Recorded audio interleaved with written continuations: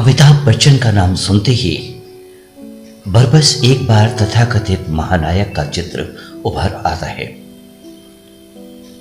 परंतु हिंदी जगत में जिस अमिताभ बच्चन का जिक्र हम कर रहे हैं वो बिल्कुल ही उस भव्यता और भ्रम के शाम से विच्छिन्न है। वो सतत संघर्षशील मनुष्यों की आवाज बन महानायक तत्व से मुठभेड़ करता दिखलाई देता है। वो न कभी महानायक हुआ और न कभी ऐसी मंशा ही रखता है। मुझे दुख है कि मैं महानायक भी नहीं बना। इस कविता के कथ्य का मूल भाव वस्तुतः इस पंक्ति में आकर ही नहीं ठहरता, बल्कि ये व्यंजना में कहा गया उक्त वैचित्र है। ऐसा इसलिए भी कि उस तथाकथित महानायकों की चिंता में जो खच्चरपना है वो बिल्कुल साफ दिखाई देता है। जो उत्पादकों के उत्पाद पर अच्छी कीमत लगवा लेता है, ब्रांडिंग बढ़िया करवा लेता है, अपनी ही भावी नस्ल की चिंता में दो चार होते कभी पलटकर आधी आबादी को जिसने देखा नहीं, उस आधी आबादी के संघर्ष स्वातंत्र बोध जिसे समझ न आया, ऐसा महानायक किस काम का, जिसके पास आधी आबादी की चिंता ही काफूर है। उनका संघर्ष और मूल अधिकार सरोकारी नहीं है। निश्चय ही ये इलीट क्लास का पैरोकारी ताकतवर है, उतार चढ़ाव से घबराते नहीं, पीठ पर मेला लादे हिनहिनाते भागते हैं सरपट, परंतु मनुष्य के जद में शामिल नहीं है। अमिताभ बच्चन इन मायनों में सरोकार के कवि ही नहीं, महानायक भी कहे जा सकते हैं। एक कवि कलाकार जब संदेह जताते हैं तो जरूर उनके अंदेशे में सिर्फ कविता ही नहीं रहती, बल्कि दीर्घकाल का दृश्य चित्र आकार ले रहा होता है। यानी वो उस दीर्घकालिक सच को देख रहा होता है जो आम जन के जीवन में शनै शनै प्रवेश कर असमय उनकी कब्रें खोद देता है। कविता में वस्तुतः यह यथार्थ के निमित्त उनकी तात्कालिक प्रतिक्रिया भर हो, परंतु भावी पीढ़ी के लिए ये कम इतिहास भी नहीं होता। मेरी पसंदीदा कविताओं की काव्य पाठ श्रृंखला में आज आप सुनिए हमारे समय के जागरण काल के महत्वपूर्ण कवि अमिताभ बच्चन की कुछ चुनिंदा कविताएं। ये सारी कविताएं कविता कोश से साभार ली गई हैं। तो आइए सुनते हैं अमिताभ बच्चन की कुछ कविताएं। अमिताभ बच्चन की पहली कविता का शीर्षक है मुझे ईर्ष्या है महानायकों से। मुझे ईर्ष्या है महानायकों से, उनकी तरह मैं मजबूत घोड़ा ताकतवर खच्चर नहीं बन सका। मुझे ईर्ष्या है महानायकों से, उनकी तरह मैं मजबूत घोड़ा ताकतवर खच्चर नहीं बन सका, जो उतार चढ़ाव से नहीं घबराते। सारा कूड़ा करकट पीठ पर लादे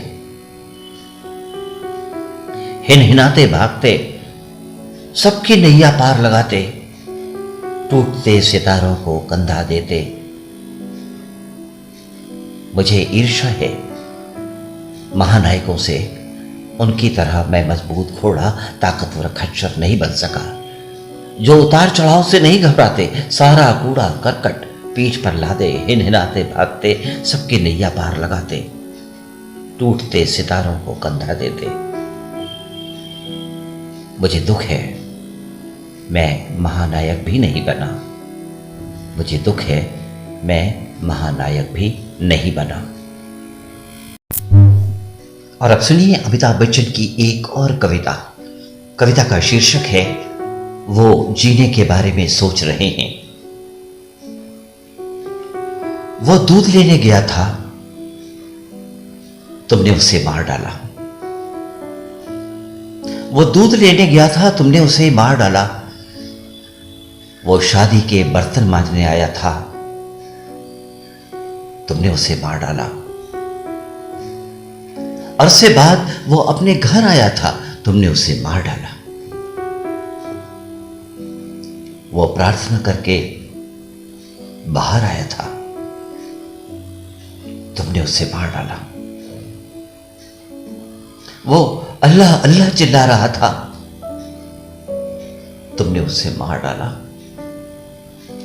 वो दूध लेने गया था, तुमने उसे मार डाला। वो शादी के बर्तन मांजने आया था, तुमने उसे मार डाला। अरसे बाद वो अपने घर आया था, तुमने उसे मार डाला। वो प्रार्थना करके बाहर आया था, तुमने उसे मार डाला। वो अल्लाह अल्लाह चिल्ला रहा था, तुमने उसे मार डाला। वो सुबक रहे हैं, मरने वालों को याद कर रहे हैं। वो सुबक रहे हैं, मरने वालों को याद कर रहे हैं, मारे जाने का इंतजार नहीं कर रहे हैं।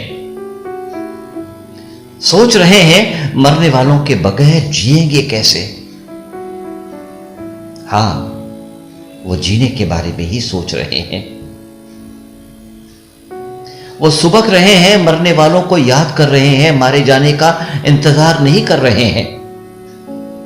सोच रहे हैं मरने वालों के बगैर जिएंगे कैसे। हां, वो जीने के बारे में ही सोच रहे हैं। हां, वो जीने के बारे में ही सोच रहे हैं। और तुम उन्हें मारने के बारे में सोच रहे हो। और तुम उन्हें मारने के बारे में सोच रहे हो। और अब सुनिए अमिताभ बच्चन की एक और कविता। कविता का शीर्षक है नेहा खातून। एनआरसी और कैब। नेहा खातून को निश्चय ही हेस्टिंग्स रोड निकट बाबा बाजार कोलकाता से किसी डिटेंशन कैंप में पहुंचा देंगे। एनसीआर और कैब नेहा खातून को निश्चय ही हेस्टिंग रोड निकट बाबा बाजार कोलकाता से किसी डिटेंशन कैंप में पहुंचा देंगे। वहां से वो कहां जाएगी किसी को नहीं मालूम। वो गुम हो जाएगी, इससे क्या फर्क पड़ता है। वो गुम हो जाएगी, इससे क्या फर्क पड़ता है। विक्टोरिया मेमोरियल के गेट के बाहर कुछ रहमदिल इंसानों के आगे पीछे दौड़ते हुए वो कुछ एक गुलाब की कलियों का ही तो सौदा कर पाती है। विक्टोरिया मेमोरियल के गेट के बाहर कुछ रहमदिल इंसानों के आगे पीछे दौड़ते हुए वो कुछ एक गुलाब की कलियों का ही तो सौदा कर पाती है। मैं भी क्या कर सकता हूं फिलहाल। मैं भी क्या कर सकता हूं फिलहाल। उसकी एक तस्वीर, एक फूल ले लेने के अलावा, उसके गाल थपथपा देने के अलावा मैं भी क्या कर सकता हूं। मैं भी क्या कर सकता हूं फिलहाल। उसकी एक तस्वीर, एक फूल ले लेने के अलावा, उसके गाल थपथपा देने के अलावा। और अब सुनिए अमिताभ बच्चन की एक और कविता। कविता का शीर्षक है कल जब तुम। कल जब जामिया विश्वविद्यालय के पुस्तकालय में घुसकर बच्चों को तुम बेरहमी से पीट रहे थे। जसीडीह के किसी गांव में पैदा हुआ बनारस में रहने वाला एक बुजुर्ग बड़े जोश से कोलकाता में पढ़ रहा था एक बंगारन लड़की के प्यार में डूबी अपनी बहुत पुरानी कविता। कल जब जामिया विश्वविद्यालय के पुस्तकालय में घुसकर बच्चों को तुम बेरहमी से पीट रहे थे, जसीडीह के किसी गांव में पैदा हुआ बनारस में रहने वाला एक बुजुर्ग कवि बड़े जोश से कोलकाता में पढ़ रहा था एक बंगारन लड़की के प्यार में डूबी अपनी बहुत पुरानी कविता। कल जब जामिया विश्वविद्यालय की पुस्तकालय में घुसकर तुम बेरहमी से बच्चों को पीट रहे थे, एक मामूली आदमी अपने ही विभाग के एक बड़े अधिकारी को बता रहा था कि उसके दोनों बड़े बेटों ने दूसरे धर्म की लड़कियों से ब्याह रचा लिया। हम क्या करें साहब। कल जब जामिया विश्वविद्यालय के पुस्तकालय में घुसकर बच्चों को तुम बेरहमी से पीट रहे थे।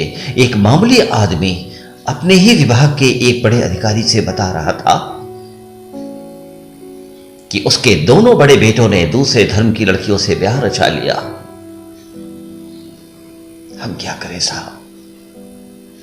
कल जब जामिया विश्वविद्यालय की पुस्तकालय में घुसकर बच्चों को तुम बेरहमी से पीट रहे थे, बुलंद शहर का एक आदमी बड़े गर्व से बता रहा था कि उसे अपनी मराठी बहू की जाति का पता नहीं, और हां, वो जिस बिहारी को यह सब बता रहा था उसे अपने मराठी दामाद की जाति का पता नहीं था।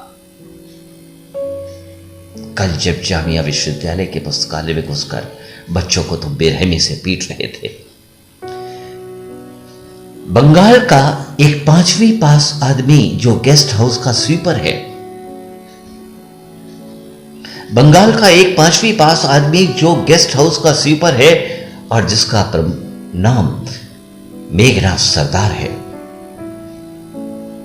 बड़ी शान और खिली हुई मुस्कान के साथ बता रहा था कि हां, वो मेघनाथ साहा को जानता है, वो बहुत बड़े वैज्ञानिक थे। कल जब जामिया विश्वविद्यालय की पुस्तकालय में घुसकर बच्चों को तुम बेरहमी से पीट रहे थे,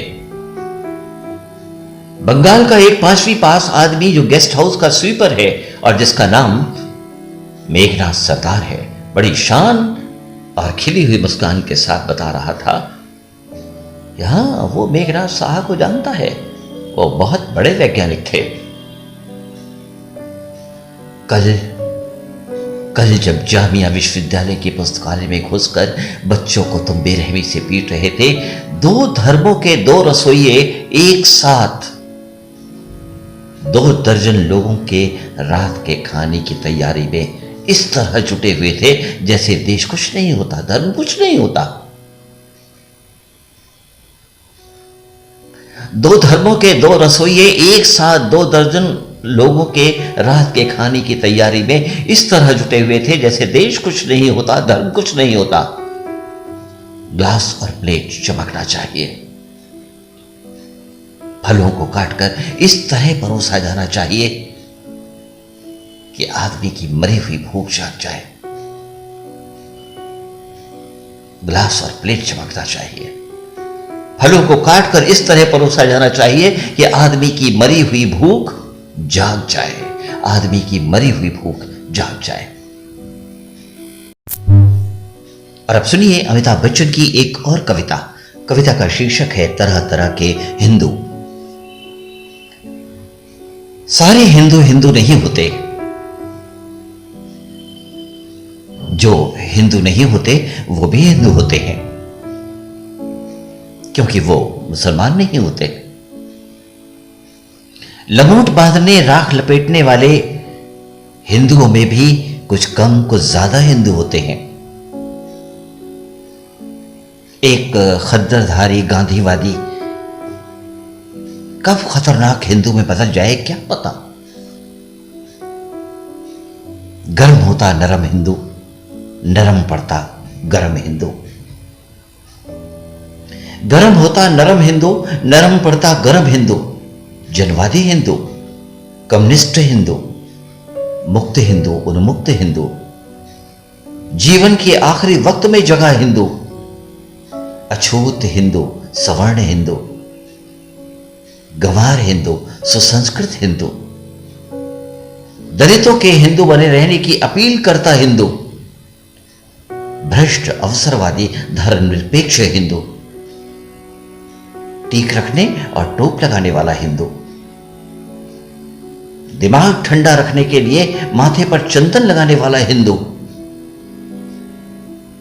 भेदिया प्रचारक शूटर हिंदू, संघार करने वाला हिंदू, संघार देखता हिंदू, अपने हिंदू होने पर सुरक्षित महसूस करता हिंदू, मुस्लिम लड़की के इश्क में गिरफ्तार हिंदू, उग्र हिंदुओं से संपर्क रखने वाला हिंदू, जन्म से हिंदू, सिर्फ नाम का हिंदू, खुद को हिंदू बताने में शर्माता हिंदू,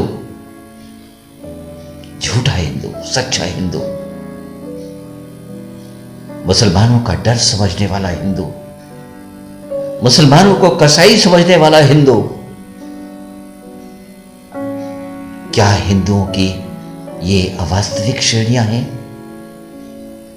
क्या हिंदुओं की ये अवास्तविक श्रेणियां हैं? नहीं, हिंदू तरह तरह के होते हैं, हिंदू तरह तरह के होते हैं, और यकीन मानिए उतने ही तरह के मुसलमान भी होते हैं, और यकीन मानिए उतने ही तरह के मुसलमान भी होते हैं।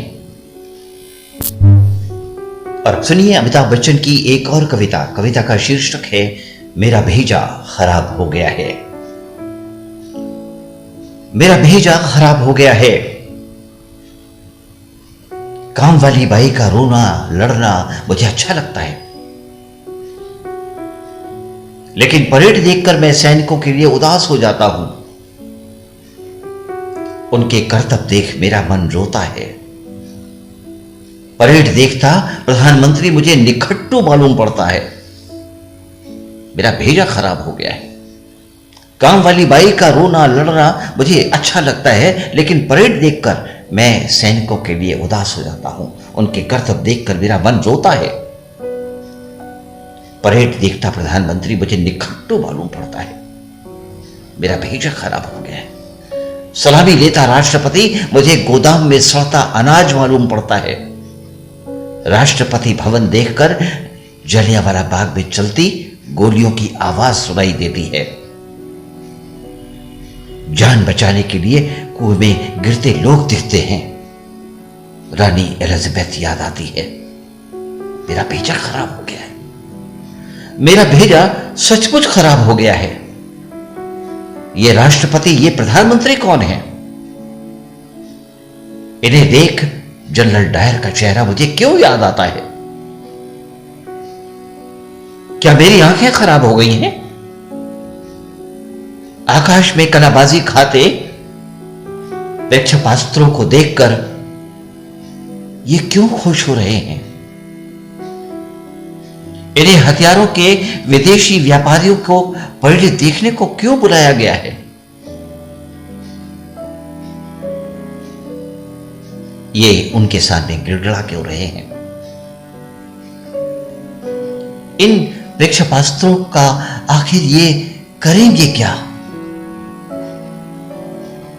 क्या ये रखे रखे सड़ जाएंगे? ये कंगाल खेत मजदूरों के किस काम आएंगे? ये प्रेक्षपास्त्र कबाड़ी की दुकान में कब पहुंच जाएंगे? मैं ढक्कन, मैं क्या सोच रहा हूं? मेरा भेजा खराब हो गया है। मेरा भेजा सचमुच खराब हो गया है। मेरी चीन के लोगों से कोई दुश्मनी नहीं। मेरी चीन के लोगों से कोई दुश्मनी नहीं। मुझे अमेरिका के लोगों से कोई नफरत नहीं। मुझे नहीं मारना है उन्हें। उनके हाथों नहीं मरना है मुझे। फिर ये लार क्यों टपका रहे हैं आग उगलते तोपों पर? ऊंट पर बिठाकर ये क्यों घुमा रहे हैं मूंछ वाले इंसानों को? इस नजारे का मैं क्यों आनंद नहीं उठा पा रहा हूं छोटू? मेरा भेजा खराब हो गया है। मेरी चीन के लोगों से कोई दुश्मनी नहीं। मुझे अमेरिकी लोगों से कोई नफरत नहीं। मुझे नहीं मरना है उन्हें। मुझे नहीं मारना है उन्हें। उनके हाथों नहीं मरना है मुझे। फिर ये लार क्यों टपका रहे हैं आग उगलते तोपों पर? ऊंट पर बिठाकर ये क्यों घुमा रहे हैं मूंछ वाले इंसानों को? इस नजारे का मैं क्यों नहीं आनंद उठा पा रहा हूं छोटू? क्या मेरा भेजा खराब हो गया है? क्या इसी शक्ति प्रदर्शन का नाम गणतंत्र है? क्या मैं पागल इस गणतंत्र से बाहर हूं? मुझे यह गणतंत्र समझ में क्यों नहीं आ रहा? मुझे अपने समंदर की चौकसी का डर क्यों सता रहा है? मुझे अपना भूगोल क्यों नहीं याद आ रहा? मुझे खतरे सूंघने वाले अधिकारी कुत्तों की अहमियत का पता क्यों नहीं चल पा रहा? मुझे ये गणतंत्र समझ क्यों नहीं आ रहा? मुझे अपने समंदर की चौकसी का डर क्यों नहीं सता रहा? मुझे अपना भूगोल क्यों नहीं याद आ रहा? मुझे खतरे सूंघने वाले अधिकारी कुत्तों की अहमियत का पता क्यों नहीं चल पा रहा है? मेरा भेजा खराब हो गया है। सावधान की मुद्रा पर मुझे हंसी क्यों आ रही है? विश्राम की मुद्रा पर मुझे हंसी क्यों आ रही है? तुम्हारा यह कदम ताल मुझे क्यों हंसा रहा है? ये डरावना माहौल मुझे क्यों डरा नहीं रहा है? ये डरावना माहौल मुझे डरा क्यों नहीं रहा है? ये आजादी का जश्न है, मुझे समझ भी क्यों नहीं आ रहा है? ये आजादी का जश्न है, मुझे समझ क्यों नहीं आ रहा है? किसी भावी युद्ध का ये अभ्यास मुझ में गर्व क्यों नहीं पैदा करता? मुझ में किसी प्रकार की संजीदगी क्यों नहीं जगाता? मुझ में किसी प्रकार की संजीदगी क्यों नहीं जगाता? तुम्हारे सैनिक समझौतों पर मैं हंसता ही क्यों चला जा रहा हूं? तुम्हारे सैनिक समझौतों पर मैं हंसता ही क्यों चला जा रहा हूं? मेरा भेजा खराब हो गया है। मेरा भेजा खराब हो गया है।